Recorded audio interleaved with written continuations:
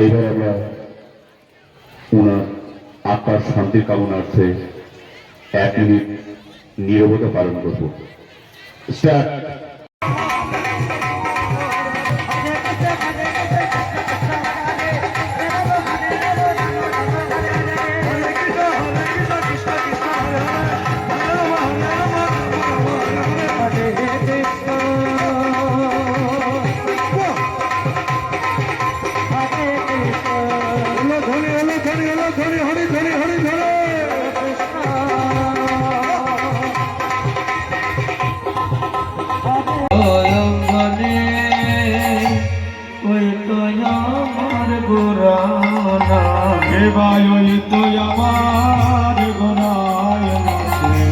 যারে সারা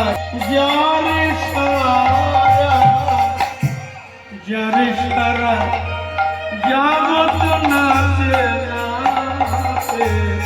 ওই তো আমার বলে যারে সারা জগৎ নাচে ওই তো আমার গোরা সারা রাত্রি শিবা সম্মানিত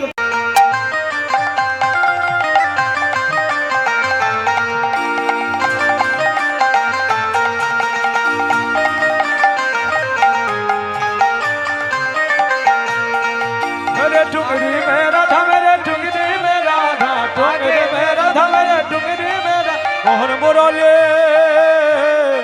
मोहन मुरली बजाए राधा नाम के मैंने रत्ना लगाए राधा नाम के मैंने रत्ना लगाए राधा नाम के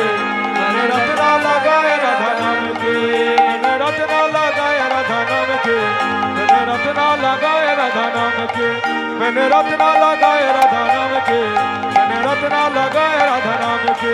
मैंने रत्ना लगाए राधा नाम के मैंने रत्ना लगाए राधा नाम के मैंने रत्ना लगाए राधा नाम के मैंने रत्ना लगाए राधा नाम के मैंने रत्ना लगाए राधा नाम के मैंने रत्ना लगाए राधा नाम के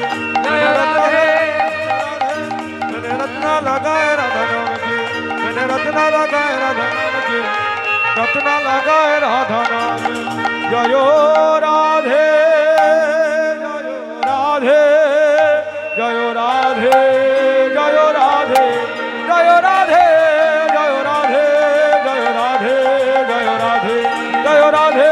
जय राधे जय राधे जय राधे जय राधे जय राधे जय राधे जय राधे